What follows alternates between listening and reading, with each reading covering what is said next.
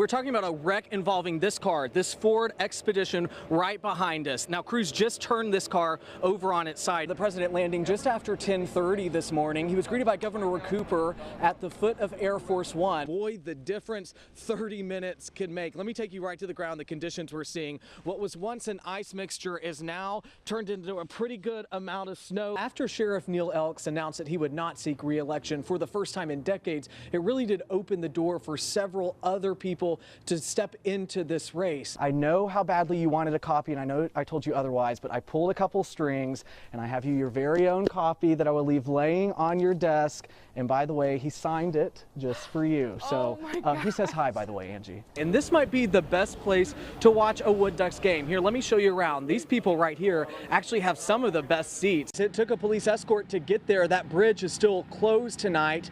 The damage is what you would expect: flooding, down power lines, and people really just looking for a sense of normal as Florence making an impact across Carteret County. I've never seen anything like this. During breaks from the wind and rain, we took a pretty good hit on the chin. People stepping out of their homes to assess the damage. Once the shingles came up, the water just started coming in. Bob Hunter riding out Florence in his Morehead City home. There's a lot of it torn up. During the storm, Hunter's biggest worry? Is the roof going to stay on the house?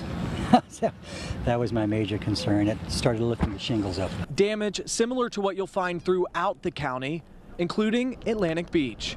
9 on your side getting this exclusive look at the damage. Storefronts destroyed, merchandise blown across the street, red lights swaying in the wind, the town sitting in the dark. We do have crews coming on board to try to get things assessed so we can get back onto our feet. Atlantic Beach Police Chief Jeff Harvey showing us this gas station, powerful winds blowing the covering straight to the ground. The shore of Atlantic Beach is covered with debris, including these massive beams, part of the Oceana Pier over half a mile upshore. Storm surge and heavy rain flooding many streets, making it hard to see what's underneath. We're even being cautious going out because we're not sure what's energized and what's not with these wires laying in the water. There might be damage, but there are no broken spirits, as we've come to expect. Scenes of neighbor helping neighbor pick up and carry on. Sure could have been a lot worse. Feel pretty blessed right now.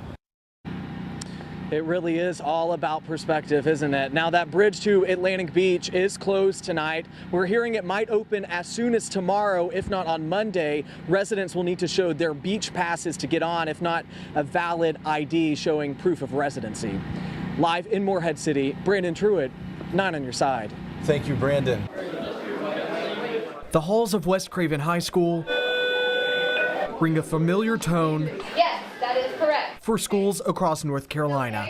This is where we find Mrs. Ye. Freedom, is that right? We first met Ye last year. You might remember the recently married English teacher as Miss Smith. I love teaching.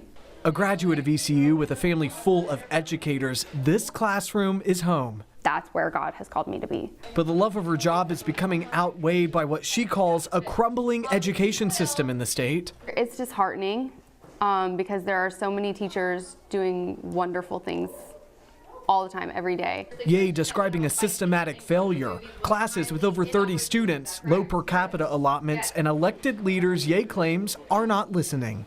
If you could talk to state lawmakers, what would you ask of them? I want them to listen to me and listen to what I want. I'm not just asking for higher pay. Higher pay is an issue, and it's a huge issue. But the real thing is that we're not getting enough funding for our students. We took Ye's concerns straight to Raleigh, presenting them to Governor Roy Cooper. Do you feel like Raleigh is listening to these teachers? I don't think that the legislature is, and I'm concerned about that.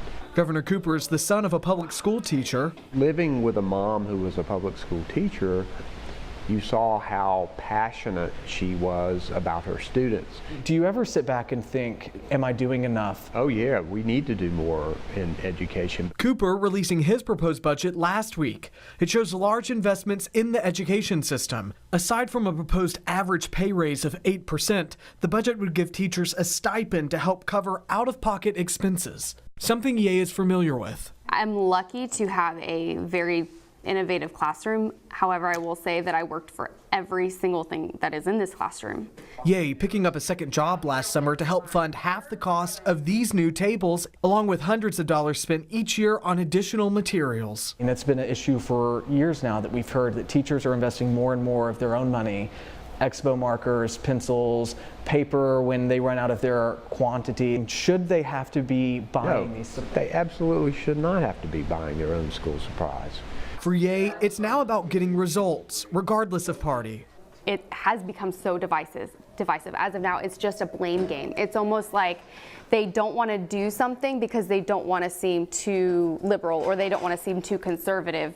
She said she was sick of it. She's tired of it. She just wants to see results. Is there hope at the state level that we can start to see some results for these teachers? I believe that we can, but public education should be bipartisan.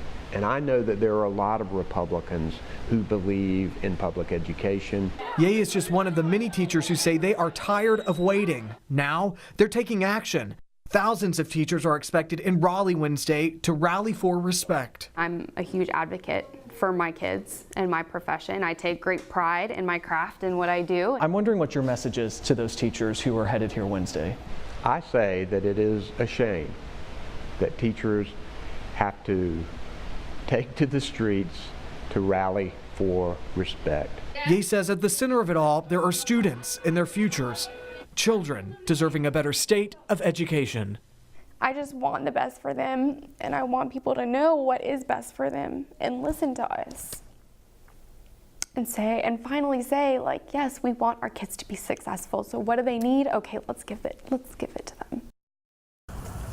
Oh, he would have been thrilled. We all live our life wanting to leave something behind. He would have been really, really happy. A legacy, something to stay once we go. And I kept thinking it's a really good try to see if we can pull this off. Longtime GPD advocate Diane Kulik lost her husband Leonard in January. They were married 54 years. When your husband dies or your spouse, it's sort of like you're struggling all the time to stay above water or whatever. And I was really determined not to fall apart. Diane, searching for a way to memorialize her husband, decides to raise money in lieu of flowers. As fate would have it, it's just totally amazing. $7,000 later, that all of this could have taken place that quick. A legacy coming to life. Meet Axel, the newest addition to the Greenville Police Department's K-9 unit. Axel is trained in narcotics detection and tracking. Officer Bradley Nunnery is assigned to the K-9 and says receiving Axel is a dream come true. I was so excited. I didn't know what to do or which way to look. Nunnery has been with the department for 3 years. In today's time, it is something that it really hits home to have somebody, a family like that supports the police.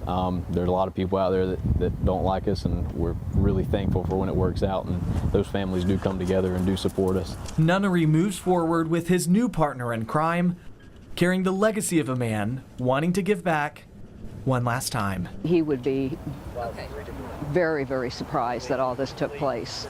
In Greenville, Brandon Truitt, 9 on your side.